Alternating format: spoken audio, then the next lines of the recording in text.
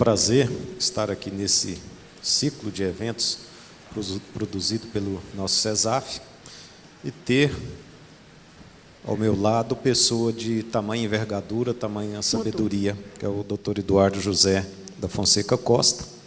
E dado o adiantado da hora, já foi falado aqui sobre um currículo mínimo dele, e eu passo a palavra ao Dr. Eduardo para que possa proferir. Muito obrigado, Antônio. Agradeço o convite que me foi feito pelo professor Geraldo Gomes, cumprimento a doutora Isabelle Figueiredo, os demais integrantes do Ministério Público. A mim me parece que nós temos aqui estudantes, servidores e promotores da casa, não é isso? Então, me perdoem se eu parecer muito didático àqueles que já são mais capacitados na ciência do processo, e me perdoem os estudantes se às vezes parecer um pouco obscuro, caso fale coisas que vocês ainda não dominem. A minha intenção, portanto, ao tratar de um tema tão complexo como o sistema de precedentes obrigatórios do novo Código, é tentar modular o meu discurso num nível médio, que tente agradar, na medida do possível, gregos e troianos. Eu recebi a incumbência de falar aos senhores e senhoras sobre o sistema de precedentes obrigatórios no novo Código, e já lhes digo que essa expressão em si já carrega 3 grandes polêmicas. Em primeiro lugar, saber se realmente estamos diante de um sistema. Em segundo lugar, se estamos diante de autênticos precedentes. E em terceiro lugar, se esses precedentes, se é que são precedentes, são obrigatórios ou vinculantes. E para tecer essa discussão, eu preciso fazer um cotejo entre os 2 dispositivos do Código que, em tese, assambarcariam esse sistema, que são os artigos 926 e 927, com a Constituição Federal de 1988. Antes disso, eu gostaria de convencionar sentidos para algumas palavras que possam trazer alguma confusão no meu diálogo com vocês. Nós já sabemos que, até então, os juristas, especialmente os juristas do processo, sempre foram muito heterodoxos, muito pouco rigorosos no emprego de expressões e termos como súmula, jurisprudência, precedente. Vamos então estabelecer um código semântico comum para que possamos nos fazer compreender. Quando eu uso o termo precedente, eu estou falando em qualquer decisão do Poder Judiciário tomada para um determinado caso concreto. Precedente, portanto, é uma decisão singular, tomada por uma autoridade judicial para resolver uma causa penal ou compor uma lide, para aqueles que acham que não existe lide penal. Eu tenho que ser rigoroso, porque isso é diante de promotores públicos, geralmente altamente versados em processo penal. Muito bem. Jurisprudência é o conjunto de precedentes num determinado sentido. Nós podemos ter jurisprudência dominante, conjunto de precedentes dos tribunais, num determinado sentido, que não é o majoritário, é o sentido vencido, embora persistente, e nós podemos ter jurisprudência dominante, conjunto de precedentes num determinado sentido, majoritariamente encampado pelos tribunais. Temos jurisprudência dominante e jurisprudência dominada. Está claro? Precedente está para a jurisprudência, assim como a abelha está para a colmeia, assim como o cão está para a matilha. Está claro? Um é um conceito singular, O outro é um conceito coletivo. Para além desses dois conceitos, nós temos um terceiro, e aqui começam as confusões, que é o conceito de súmula. Não confundam súmula com o enunciado que a expressa. Súmula é o conjunto de jurisprudência dominante sobre um determinado ponto. Repito, súmula é o conjunto da jurisprudência formada ao redor de uma específica matéria.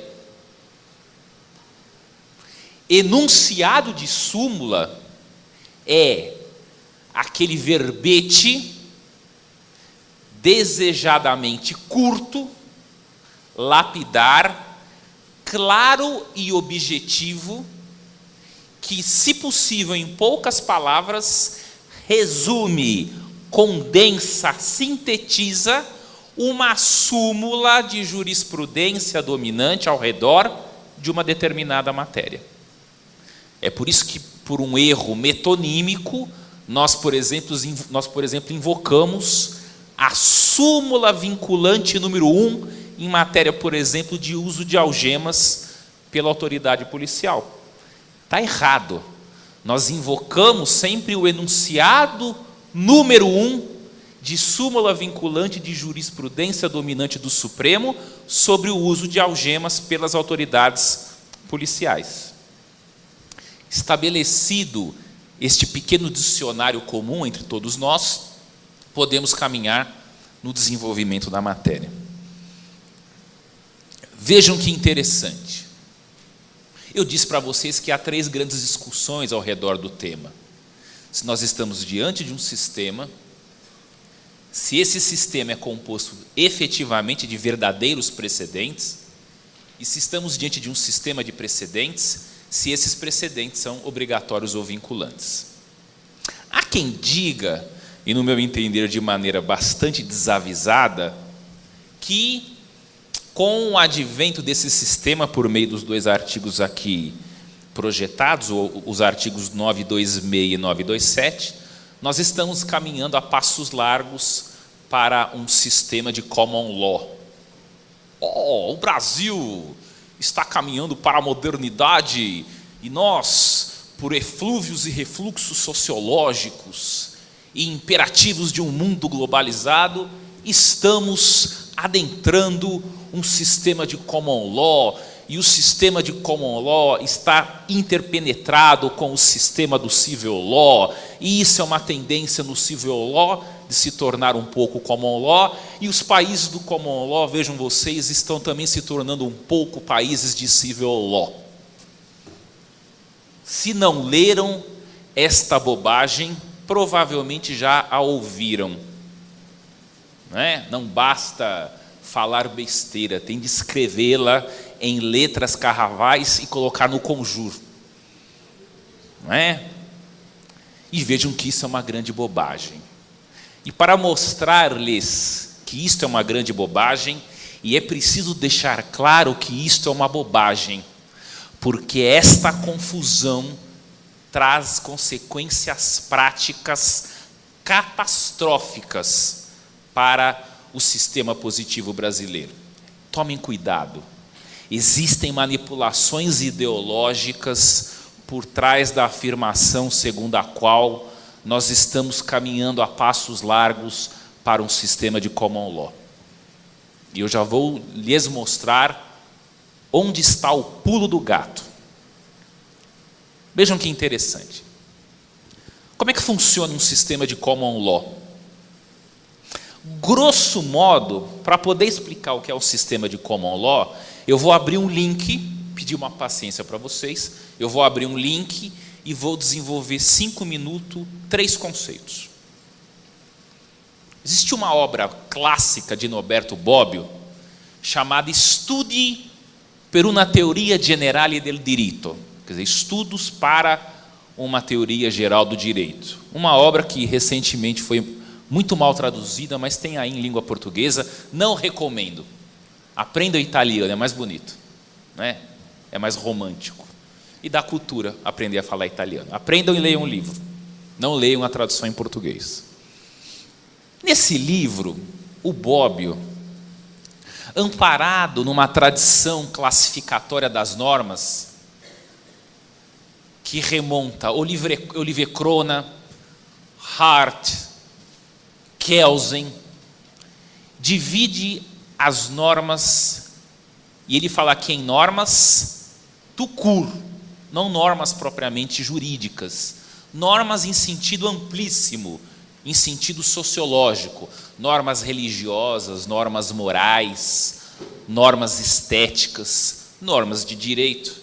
Ele divide as normas em 3 grandes categorias. Primeira categoria, norma de conduta, que são as normas que, de uma maneira geral, no mundo moderno, são editadas pelo Estado e que vinculam, de uma maneira geral, a comunidade à qual essa norma se destina. É a norma, grosso modo, que regula o comportamento dos cidadãos em sua vida social. Segunda categoria, as normas de sanção. Para além de regular, pelo primeiro tipo de norma, a conduta dos cidadãos, o Estado, de ordinário, na nossa vida comezinha, edita normas voltadas a resguardar a efetividade das primeiras. Se o obrigado não cumpre o comando da primeira norma, aí vem a atuação da segunda norma, que é a norma de sanção, que impõe ao Estado o poder-dever funcional de infligir ao obrigado inadimplente a sanção prevista expressamente nesta norma de sanção. Terceira categoria de norma, normas sobre a produção de outras normas. Exemplo, as normas de competência, não é isso? As normas que regulam o processo legislativo são normas sobre a produção de outras normas. E aí diz o Bobbio, os sistemas sociais normativos se diferenciam na medida em que tem 1, 2 ou 3 dessas categorias de normas. Por exemplo, os sistemas ético-filosóficos. Alguém já leu aqui A Ética Demonstrada à Maneira dos Geômetras, de Baruch von Spinoza, grande filósofo holandês de origem luso-judaica? Ele produziu um sistema ético, puro, categorial, sem base empírica, construído racionalmente a partir de algumas premissas e lemas estabelecidos por esse filósofo. Esse sistema ético-filosófico é um sistema só composto por normas de conduta. Não há normas de sanção nesse sistema. Se nós olharmos, porém, um sistema de moral social, nós não temos um sistema normativo simples. Nós pulamos para um sistema normativo semicomplexo. Por quê? Porque ele tem normas de conduta e tem normas de sanção. A moral social é dotada de sanção. Talvez uma das sanções mais desgraçadamente empregadas na moral social é o linchamento. O linchamento é a aplicação difusa de uma norma de sanção da moral social, porque alguém descumpriu uma norma de conduta da moral social. Está claro? Porém, existe um tipo de sistema normativo chamado por Bobbio de complexo, que tem as 3 categorias. Esse sistema se chama ordenamento jurídico. Segundo Bobbio, só o ordenamento jurídico tem normas de conduta, normas de sanção e normas sobre a produção de outras normas. Estabelecidas essas distinções, vamos entender como é que funciona o sistema de common law. Num sistema de common law, a fonte ejetora primordial de normas de conduta é o precedente judicial. Ou seja, num sistema como esse, os cidadãos, em regra, regulam-se e têm os seus comportamentos regulados por normas de conduta cuja fonte são os precedentes do Poder Judiciário. Está claro? E por que eu falo em regra? Porque há exceções.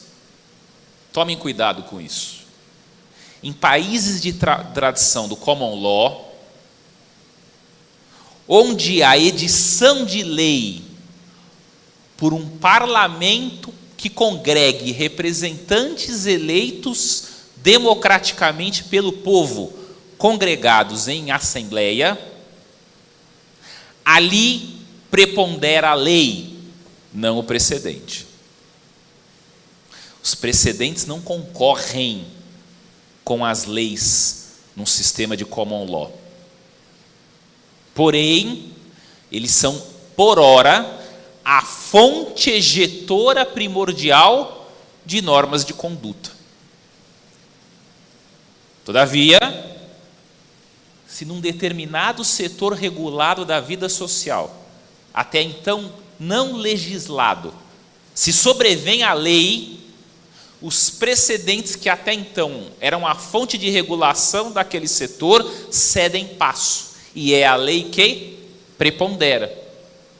Recentemente não, em 1999, por exemplo, foi editado na Inglaterra, foi editado para a Inglaterra e para o país de Gales um código de processo civil, o Civil Procedure Rules de 1999. Até então, o processo civil inglês e gaulês era preponderantemente regulado por precedentes do Poder Judiciário. E pela primeira vez na história inglesa e gaulesa sobrevém um código de processo civil. Aliás, tomem cuidado.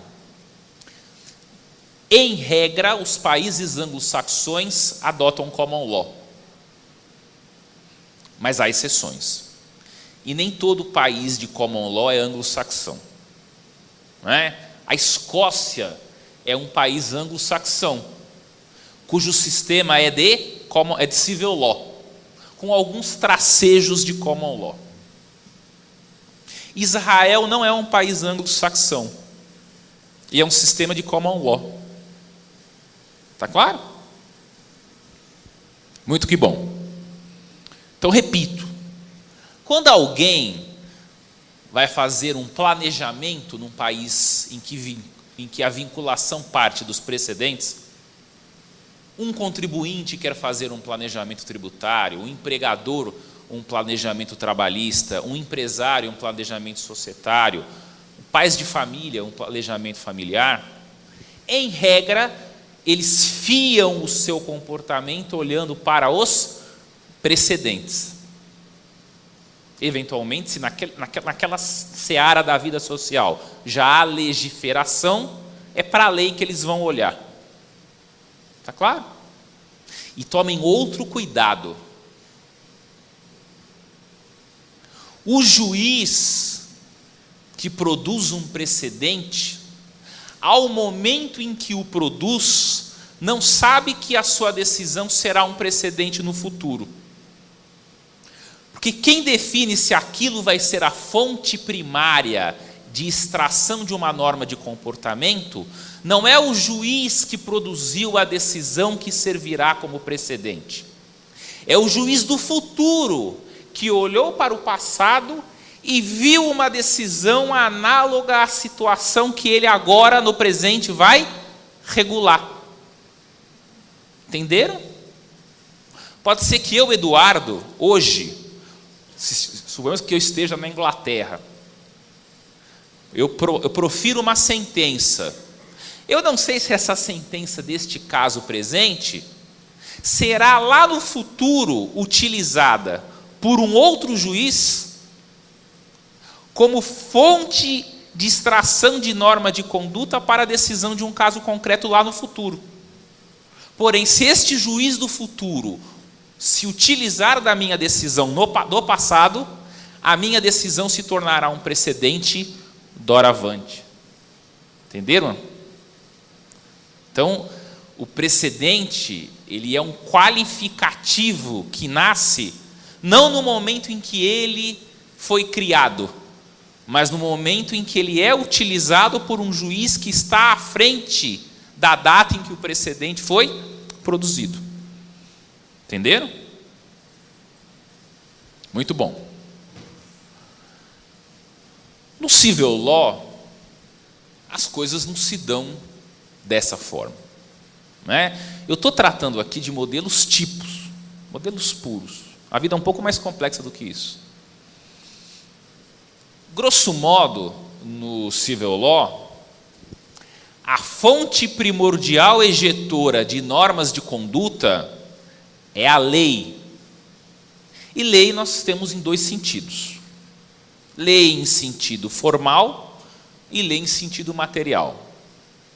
Lei em sentido formal é todo e qualquer texto normativo editado por um parlamento, dotado de características de generalidade e de abstração,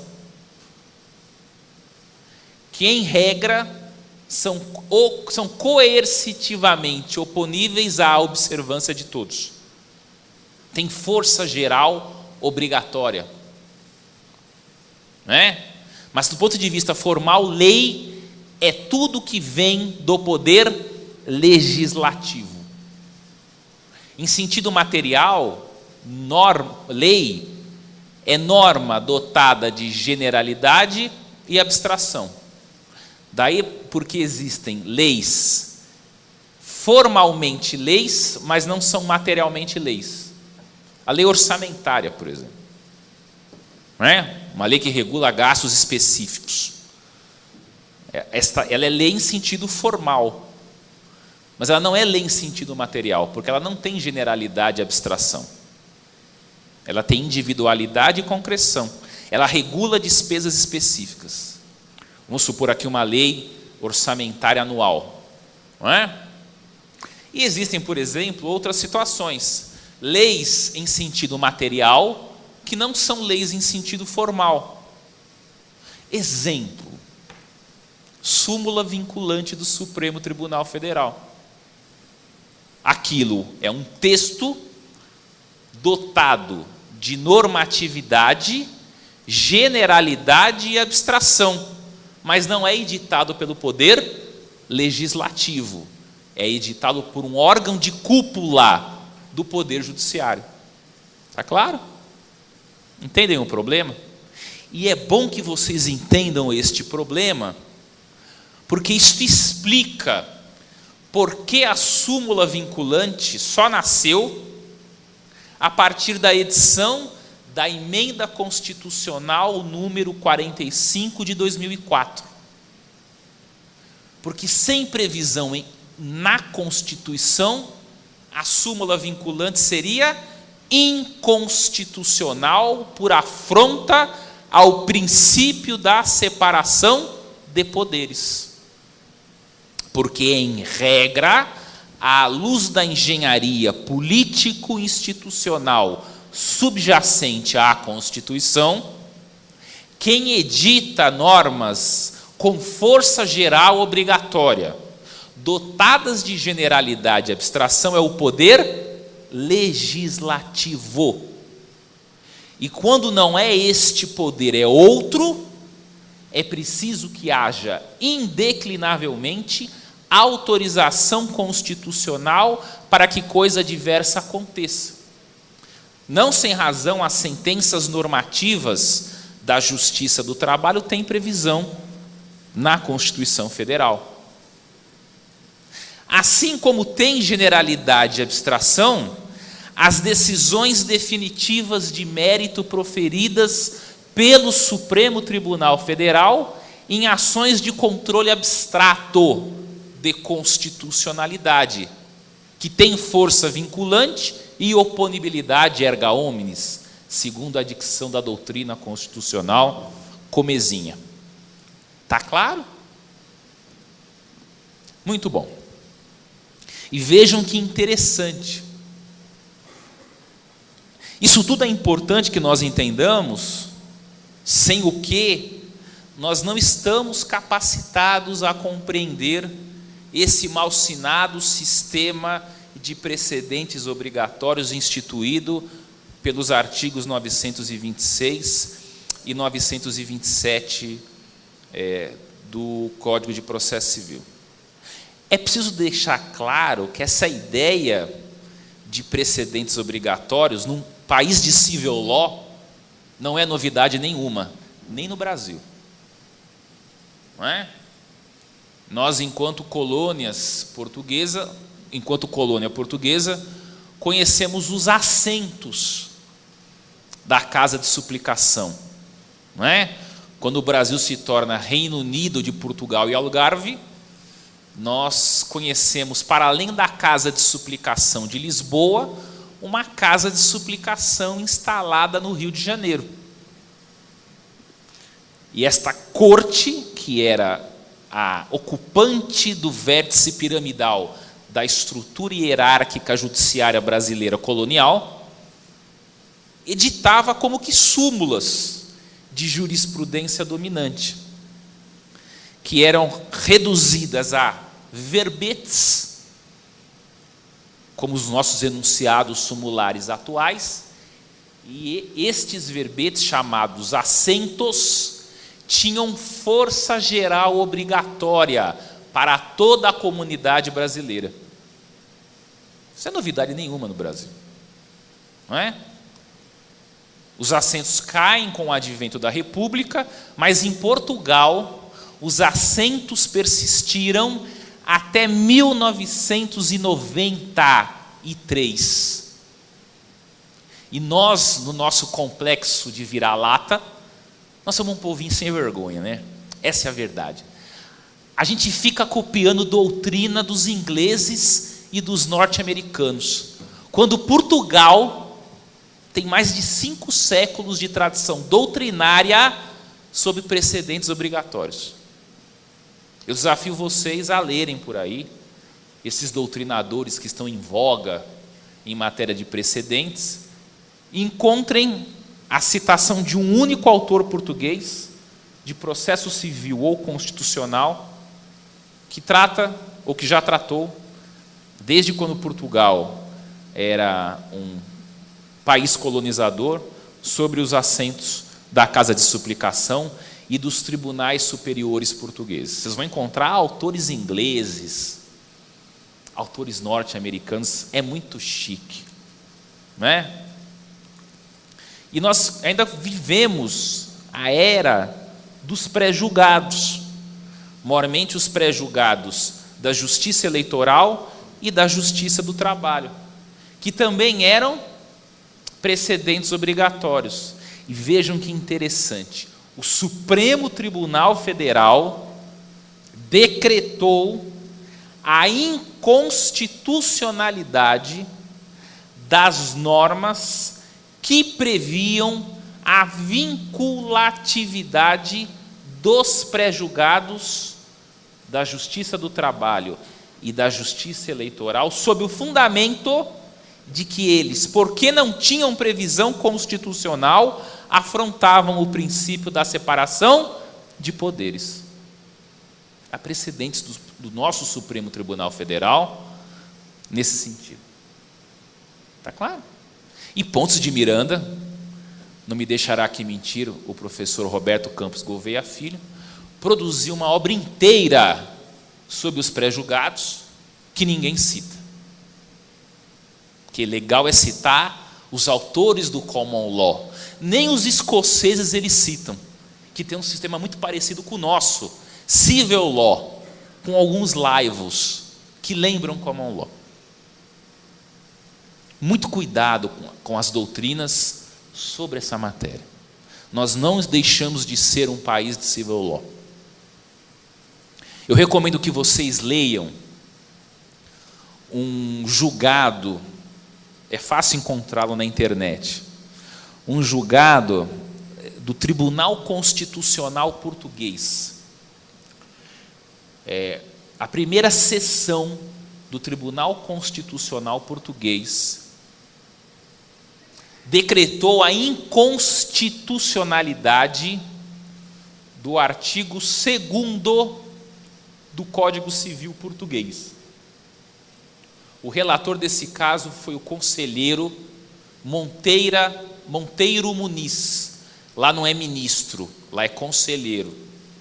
O Brasil que tem essas taras de dar nomes de altos cargos judiciários, nomes oriundos do Poder Executivo, né?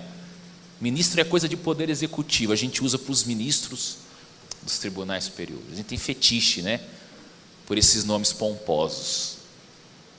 Aqui no Brasil, sem previsão na Constituição, o juiz de TRT é desembargador federal do trabalho. Olha que chique. A Constituição o chama de juiz de Tribunal Regional do Trabalho. Eles se autoproclamam desembargadores federais do trabalho. Vocês imaginem se a Corte Internacional de Haia fosse aqui no Brasil. Superministros intergalácticos da Corte Internacional de Justiça da ONU. É muito ridículo, né?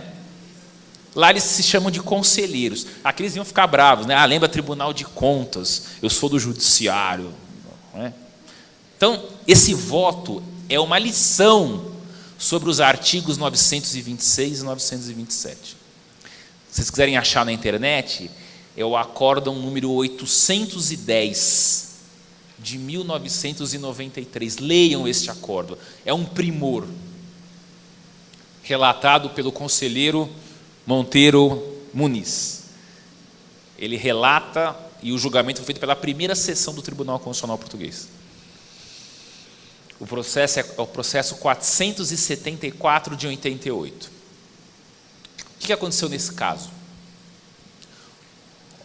A Constituição Portuguesa, ainda vigente, é de 1976. Sofreu várias revisões. Mas a redação original é de 76. Ela foi promulgada em 76. Fruto da Revolução dos Cravos, que depôs a ditadura de Salazar. E o Código Civil Português, então vigente, era o Código Civil de 1966. E reproduzindo a tradição que remontava às eras luso-medievais, ele tinha um dispositivo que dizia literalmente o seguinte, abro aspas, nos casos declarados na lei, podem os tribunais fixar, por meio de assentos, doutrina com força obrigatória geral. E o que disse o Tribunal Constitucional? Ele julgou inconstitucional, mas na verdade o que ele quis foi declarar a não recepção deste artigo 2º pela Constituição superveniente, né? Não existe inconstitucionalidade superveniente por advento de Constituição incompatível com a lei anterior. Na verdade, foi uma não recepção. Mas, enfim, o tribunal não é muito fresco com essas tecnicalidades, né? E eles disseram o seguinte, a Constituição da República Portuguesa de 1976 não prevê como uma de suas espécies legislativas, não prevê como fonte primordial de ejeção de normas de conduta dotadas de generalidade e abstração, os assentos dos tribunais portugueses. E pela primeira vez na sua história político-institucional, os portugueses se livraram deste resquício fossílico medieval dos assentos dos tribunais. Eles não podem ter força geral obrigatória, porque eles não são lei em sentido material, porque assim não os qualifica o texto constitucional português vigente. Entenderam? E o acórdão é primoroso porque ele se escora nas lições daquele que talvez seja o maior jusfilósofo vivo da língua portuguesa, Antônio Castanheira Neves, que se debruçou sobre este problema num livro também imperdível. Vocês não vão ler em 15 minutos, porque é um tijolaço de dificílima assimilação, que é um clássico da literatura jurídica mundial, não só de língua portuguesa, chamado O Instituto dos Assentos e a Função Jurídica dos Supremos Tribunais. Comprem, leiam e grifem este livro.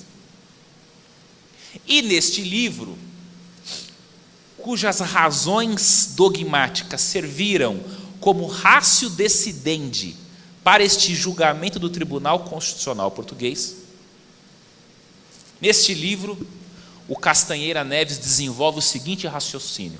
Vejam que interessante. Os assentos dos tribunais em Portugal seriam constitucionais, mas não são, mas seriam constitucionais, se eles não fossem norma de conduta geral e abstrata,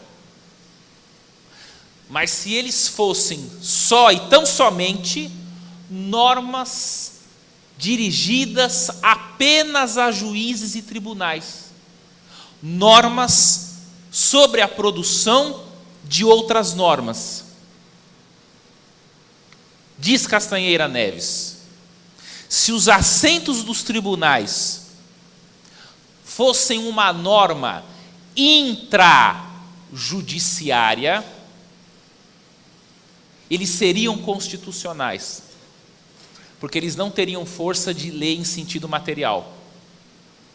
Porém, porque eles têm, segundo o artigo 2º do Código Civil Português, força extrajudiciária, vinculando a administração pública e os cidadãos em geral, esses assentos são inconstitucionais.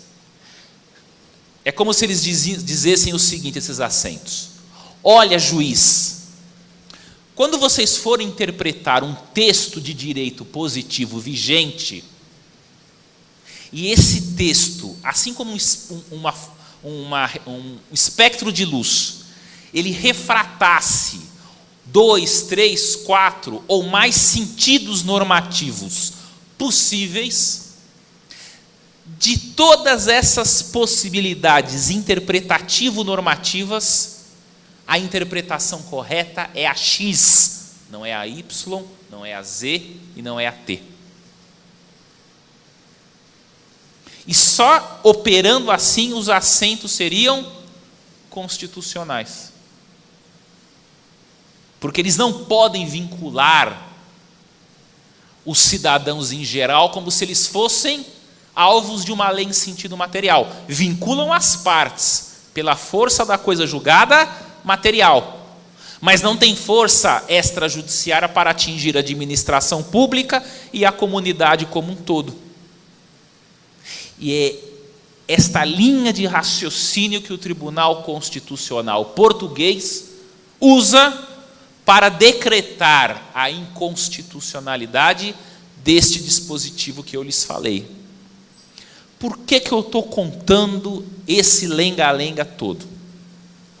Porque sem esse lenga-lenga, vocês não conseguem entender o artigo 927 do Código de Processo Civil de 2015.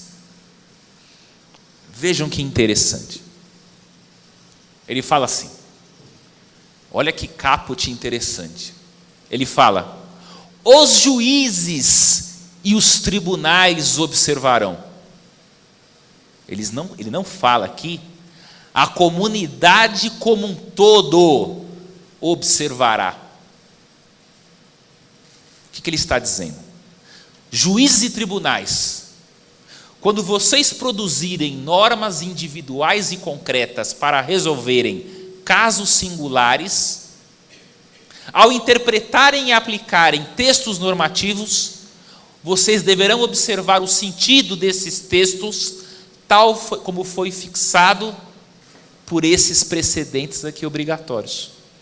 E vejam a diferença desses precedentes com os precedentes do common law. No common law, o juiz, quando profere uma decisão, não sabe se no futuro a sua decisão servirá como precedente num caso concreto. Aqui é diferente. O precedente já nasce precedente, no nascedouro, porque o ministro do Supremo Tribunal Federal, quando relata acórdão que configura a decisão dele, Supremo Tribunal Federal, em controle concentrado, já sabe que o seu precedente é obrigatório de plano e que todos haverão de observá-lo. Veja, o precedente não é obrigatório no common law. Você nem sabe se ele vai ser precedente. No nosso sistema ele já nasce precedente, mas ele já nasce precedente obrigatório. A diferença é que no common law o precedente é fonte primordial de normas de conduta para os cidadãos em geral. Enquanto no nosso sistema de civil law, o precedente é só precedente e obrigatório para juízes e tribunais. É norma de produção sobre outras normas. Não é norma de conduta, no sentido que lhe dá Norberto Bobbio. Entenderam? E por que isso é importante? Porque há vários autores destes que, trêfegos e saltitantes, citam autores de nomeada de língua inglesa e ficam dizendo por aí que agora estes precedentes arrolados nos 5 incisos do 927 são como os precedentes do common law. Dupla idiotice, para dizer o mínimo. Porque lá você não sabe se a decisão vai ser precedente no futuro. E, portanto, ela não é obrigatória de absolutamente nada. Aqui não. Aqui você já sabe de antemão. O Tribunal de Justiça do Tocantins, por meio de orientação do seu plenário, fixou uma orientação jurisprudencial. Ela é obrigatória para os juízes vinculados ao Tribunal de Justiça do Tocantins, por força do inciso 5º do artigo 927 do Código de Processo Civil de 2015. Nós temos 2 exceções aí, não é? O inciso 1º, ele tem respaldo constitucional, não é?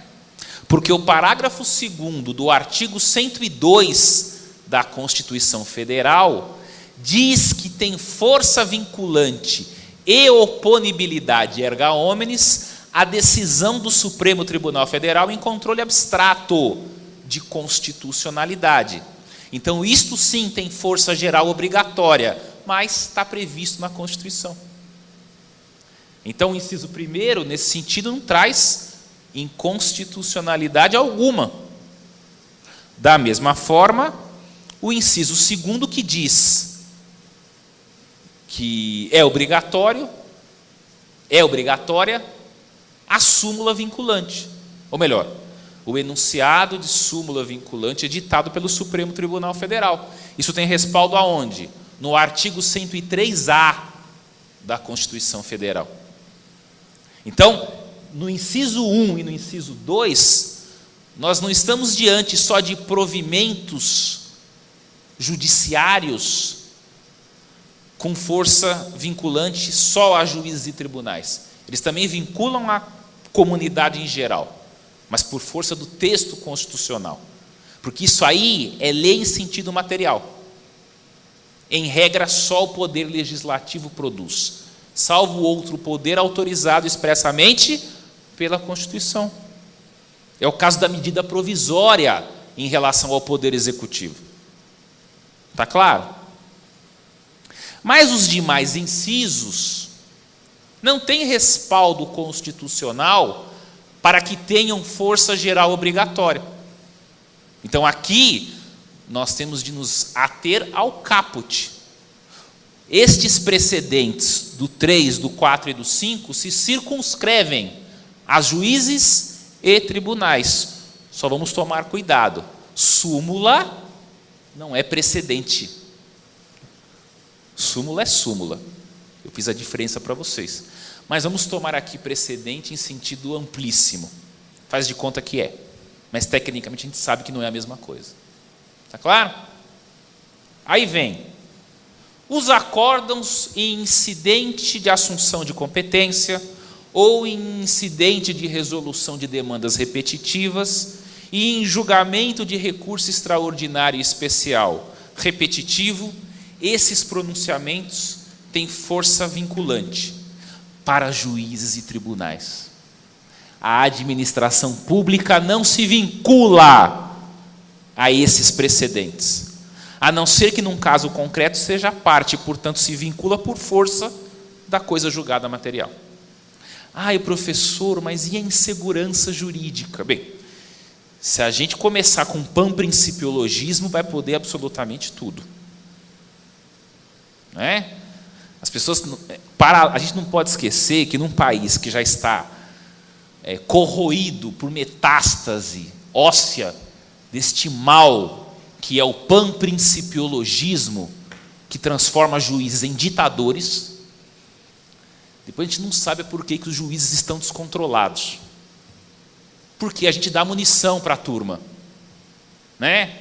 É princípio para cá, é razoabilidade para lá, é proporcionalidade para cá, é dignidade da pessoa humana para lá, aí é tópica, retórica, teoria da argumentação, e ninguém sabe porque os caras estão fazendo o que eles absolutamente entendem, sem controle algum. Acabei de pegar uma sentença de um juiz em que ele afastou uma regra de prescrição com base no princípio da razoabilidade. E agora nós vamos ter cooperação processual. As partes devem cooperar entre si. Nada contra a justiça do trabalho. Agora, se vocês pegarem um juiz trabalhista Robin Hood, e está cheio por aí, vão começar a entender que o reclamado tem que cooperar com a vitória do reclamante. E eu já cansei de ouvir isso, porque eu dou palestra para juiz do trabalho no país inteiro. Cansei de ouvir isso por aí. Eu viajo toda semana para algum ponto do território nacional há 2 anos sem parar. Estou de cabelo branco. Não caindo está bom, né? Não caindo está bom. Claro? Então vejam o problema. A administração pública não se vincula a este precedente obrigatório do inciso 3º. Só se for parte no processo. Mas a insegurança jurídica? A segurança jurídica se dá nos estreitos limites definidos pelo próprio sistema constitucional. Afinal, se for assim, então, tudo o que se fazia antes do CPC de 2015 atentava contra a segurança jurídica. Afinal, nós não tínhamos os precedentes obrigatórios. Que cá entre nós, não vão trazer segurança jurídica alguma. Basta vocês lerem os autores do Common Law para saber que sistema de precedentes não é connatural ao princípio da segurança. É só um método diferente de positivação do direito. Tem nada a ver precedente com segurança jurídica. Até porque os precedentes são dinâmicos, por uma única razão. Precedente é texto, e texto é interpretável. Todo texto tem um quid de vagueza semântica. Aliás, é lindo o latim por isso. Em latim você tem 2 palavras para texto. Textus, com S, e textum, com M. Textus, em latim, quer dizer o quê? Tecido, emaranhado, costura. Daí, têxtil, indústria têxtil. Querendo mostrar o seguinte: o texto é um emaranhado sistêmico de signos linguísticos. Mas eles têm uma outra palavra que é textum. E textum, em latim, quer dizer, ao pé da letra, vago. Todo texto é textus e textum. E os precedentes também são interpretáveis. Isso é tão sério. Você quer ver como precedente não firma segurança jurídica alguma? Primeiro, eles podem sofrer distinguishing. Esse precedente aqui não se aplica ao meu caso, porque o meu caso tem uma particularidade fática que o tira da rota de incidência do precedente. Vamos ter que aprender a fazer isso no dia a dia, não sabemos fazer ainda. Não dominamos a arte, porque é uma arte secular no common law. Textos podem ser alvo de overruling, de superação. Alvo de implied overruling, né? Superação implícita.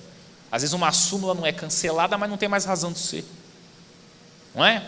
Então, e mais, o precedente ele contém duas grandes partes.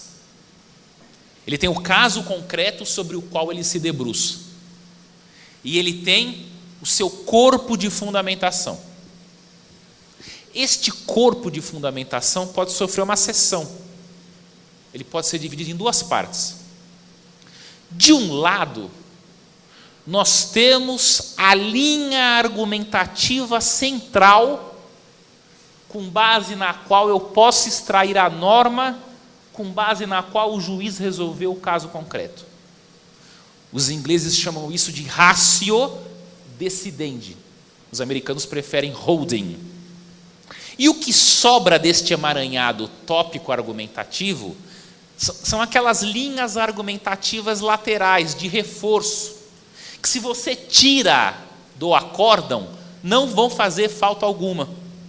Muitas vezes o relator solta uma linha argumentativa só para reforçar a principal, ele abre um apartado, ele ressalva um entendimento, ou ele traz ali uma cultura pessoal dele. Isso chama obiter dictum. Obiter é o particípio de obitum, é morto. Obiter dictum é o dito morto, que não tem vida para resolver o caso concreto. Parece fácil separar o obiter dictum da ratio decidendi. Na prática, isso é dificílimo. E o que torna o problema mais difícil, veja que não tem nada de segurança jurídica nisso, é que num determinado momento histórico, você separa a fundamentação em ratio decidendi e obiter dictum e usa uma ratio decidendi para resolver um determinado caso. E depois de um determinado outro momento histórico, o que era obiter dictum vira ratio decidendi de um outro caso. E o que era ratio decidendi se torna obiter dictum. Querem ver o exemplo? Marbury versus Madison. Todo mundo cita esse precedente como a raiz do controle difuso de constitucionalidade nos Estados Unidos, em que o Chief John Marshall, resolvendo um caso que não tinha nada a ver com controle de constitucionalidade pelo Poder Judiciário, resolveu um probleminha lá envolvendo banco. E aí, num obiter dictum, ele falou, na minha opinião, e desenvolveu lá uns parágrafos. Eu acho que os juízes podiam fazer controle difuso, em caso e interpartes, de constitucionalidade das leis editadas pelo Congresso norte-americano. Porém, alguém, 50 anos depois, usou esse precedente, não para resolver um problema de banco, mas para justificar por que, num determinado caso concreto, negou vigência e, portanto, aplicação a uma lei editada pelo Congresso norte-americano. Onde é que está a segurança jurídica? Nenhuma. Porque precedente não tem nada a ver com isso.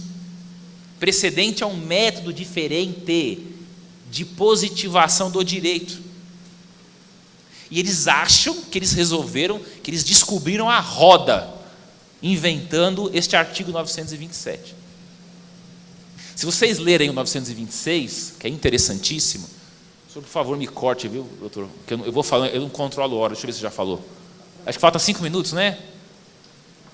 10 minutinhos? Então tá bom. Oi? Vejam que interessante. Obrigado. Vejam que interessante. Não, gente, eu também, eu vou embora às 4 da manhã, então tudo tranquilo. A gente pode ir para uma pizzaria bater papo, já fiz isso uma vez. Fui para um Habib's comer esfirra com a turma da palestra. Vamos lá, aí continuamos. Olha só. Deixa eu lembrar o que eu ia falar, perdi a meada. 926. Olha que legal.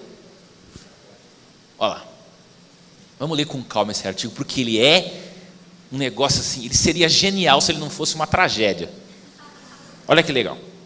Os tribunais devem uniformizar sua jurisprudência e mantê-la estável, íntegra e coerente, sem medo de errar. A efetividade do caput do artigo 926 é a condição mínima de possibilidade para um sistema de precedentes obrigatório sério, esculpido no artigo 927. Porque se a jurisprudência não for uniforme, não for estável, não for íntegra e não for coerente, o artigo 927 não funciona. E a pergunta que eu lhes faço é: qual é a sanção a um ministro do Supremo Tribunal Federal ou do Superior Tribunal de Justiça se ele resolver que ele não vai ser uniforme, coerente, estável e íntegro no trato da sua própria jurisprudência? Qual é a sanção? Quem dá mais? Entenderam o problema? E aí eu invoco o Kelsen. A norma sem sanção continua sendo norma? Ou é uma mera orientação, um conselho, uma exortação? Porque acreditem, o artigo 926, para mim, juizinho de primeira instância é norma. Eu sofro sanção. Porque se eu não acatar uma súmula vinculante do Supremo Tribunal Federal, vai vir uma reclamação na minha cabeça. Agora, e quando eles lá em cima não obedecem o comando do artigo 926? Acontece o que com eles? Nada. E eles estão ignorando redondamente não só o artigo 927, o parágrafo 1º do 489, que tem aquelas regras de fundamentação, tudo isso para os tribunais superiores, em particular, e para os tribunais em geral, tem sido letra morta. O que é uma jurisprudência uniforme? É uma jurisprudência sem divergências internas dentro de um mesmo tribunal. Lembrem, nós temos divergências verticais e divergências horizontais. Divergência vertical entre um tribunal superior e um inferior, entre um tribunal e um juiz de primeira instância. Isso é uma divergência vertical. Sempre existe uma afronta hierárquica aí. Você pode ter uma divergência horizontal. Tribunais de mesmo quilate hierárquico podem divergir entre si. Isso pode dar ensejo à interposição de recurso especial. Vai o interponente fazer o cotejo jurisprudencial entre o acórdão paradigma de um tribunal e o acórdão afrontado de outro, enfim. Tem que ser divergência atual. Você pode ter divergência intra-institucional, divergências dentro de um mesmo tribunal. É por isso que os embargos de divergência servem no STJ, para resolver divergências internas de jurisprudência. Mas você pode ter divergência interinstitucional, entre tribunais diferentes, do mesmo quilate ou de quilates diferentes. E por que isto é ruim? Porque se um próprio tribunal tem divergência interna, por que eu, juiz de primeira instância, vou obedecer àquela jurisprudência? Eu sigo qualquer uma das duas, ou não sigo nenhuma, sigo uma terceira, quarta. Vejam que a força de os precedentes não tem só imperium, eles não têm só força coercitiva no 927, eles têm também aquilo que os romanos chamavam de auctoritas, que em italiano tem uma palavra linda, autorevolezza. Não tem tradução, né? Porque não é bem autoridade. A autorevolezza é diferente do comando, é a respeitabilidade, É aquilo que os pais deveriam exercer sobre os filhos, não é? Os avós sobre os netos, e os tribunais superiores pelos seus jurisdicionados. A gente não tem isso, né? Nunca entre casais, né? Em casal é bom sempre o desrespeito, no sentido mais sacana da palavra, me desculpem a liberdade, não é? É diferente, auctoritas, e precedente obrigatório não tem força se não tiver auctoritas. Eu nunca me esqueço da súmula 267 do STJ. Os juízes não seguiam. Por quê? Envolvia compensação tributária, envolvia isenção da COFINS para sociedades civis. Ninguém seguia esse precedente. Por quê? Porque ele afrontava um século de jurisprudência do Supremo. Todo mundo sabia que aquilo ali não prestava, uma hora que ele ia cair. Ele já tem força obrigatória, como diz em italiano, me ne frego. É inconstitucional. E caiu. Cancelaram. Não é? Então, essa equação é muito difícil em matéria de precedentes. Os precedentes da Suprema Corte nos Estados Unidos não tem imperium, mas tem auctoritas. Lá eles acatam por respeitabilidade institucional. É outra cultura. Não é? Então veja que interessante. O que é jurisprudência estável? É jurisprudência que não muda. Ei, STJ, hein? Agora, Supremo. O Supremo está indo igual. O Supremo está indo na mesma linha. O Supremo está começando a gostar de ser igual ao STJ. Porque o judiciário brasileiro tem uma doença, pior que a juizite. Que essa pega mais juiz de primeira instância. Aí ele vai apanhando, ele vitalicia, ele começa a ver que tem advogado que sabe mais que ele em comarca de capital, porque no interior ele manda, né? Aí começa a levar a porrada na capital, aí abaixa um pouco a empáfia. Aí ele vira desembargador, tal. Mas daí vem a segunda doença, essa contamina juiz de tribunais, em especial dos tribunais superiores, que é o mal do personalismo. O cara só adere a precedentes que ele ajudou a construir. Ele não tem sentimento republicano de reverenciar precedentes produzidos por grandes ministros que o antecederam naquela magnânima corte. Isso é falta de espírito cívico, que os nossos ministros não têm. E podem gravar. Eles sabem disso. Basta chegar um ministro novo, ele quer revisar a jurisprudência do Supremo desde a sua fundação. Ah, mas existe um precedente cunhado num recurso especial da relatoria do ministro Nelson Hungria, do ministro Aliomar Baleeiro, do ministro Hahnemann Guimarães. Estou falando dos ministros top, né? Ah, esses caras não me interessam, ou é muito velho, esse cara não sabe nada. Ou não sai muito longe, do ministro Moreira Alves, de 15 anos atrás, grande ministro. Podia ser conservador, isso é um outro problema. Grande ministro, faz falta. Nesse mundo politicamente correto que virou o Supremo Tribunal Federal.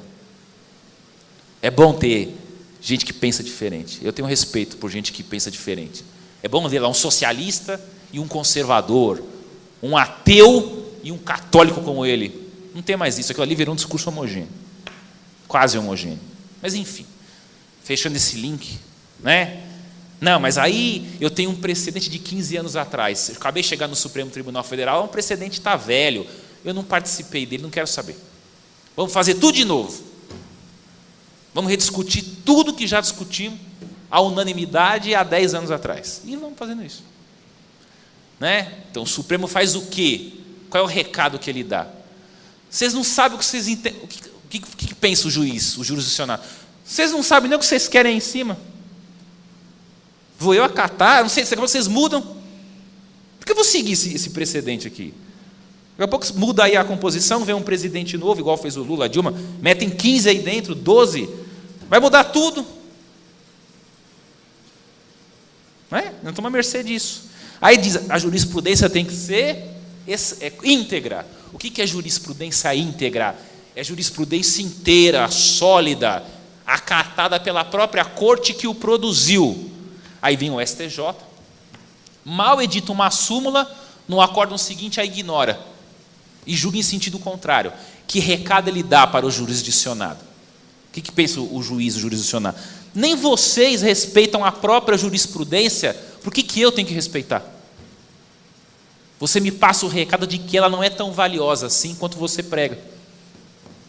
Ninguém é bobo.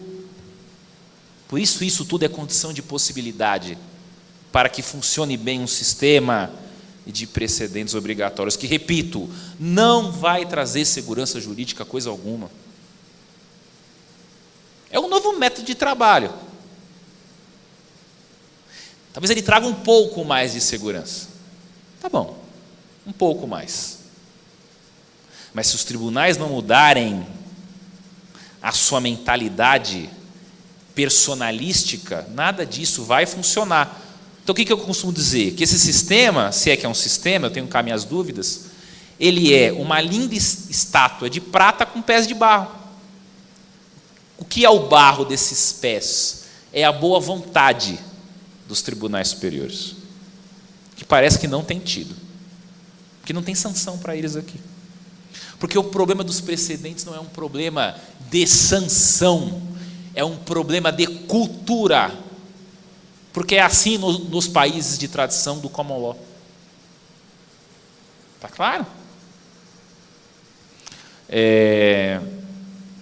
Com isso, me desculpem o azedume, mas eu poderia ficar falando aqui horas, tem muito assunto sobre isso, eu poderia ficar perdendo aqui horas sobre cada um dos parágrafos do 926 e do 927, e tem muita questão embrincada aqui, mas me limito só a esta apresentação aos senhores, um pouco pessimista, reconheço, mas no mundo real a gente precisa ser mais realista do que o rei e mais velho que o diabo, né? Todo mundo aqui é maior de idade, então vamos envelhecer e tratar esse problema com o pé no chão e não com esse entusiasmo infantil que eu tenho visto por aí em alguns autores que têm sido apólogos de ideias que nada têm a ver com a nossa tradição. Obrigado pela atenção.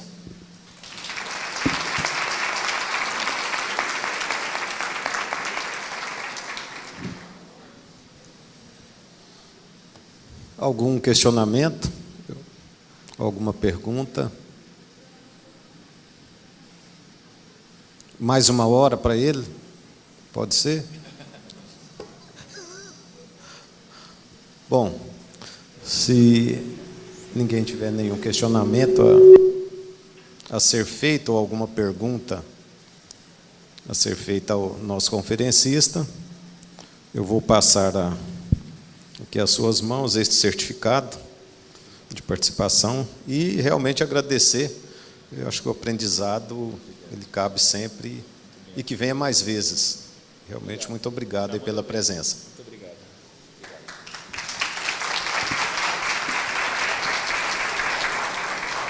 Muito obrigada, agradecemos a presença do nosso palestrante, presidente de mesa, agradecemos a presença de todos vocês e para lembrar, amanhã, a partir das 9 da manhã, estaremos aqui esperando todos para o segundo dia do segundo ciclo de debate sobre o novo Código do Processo Civil. A todos um bom restinho de tarde e até amanhã com a próxima etapa do nosso trabalho.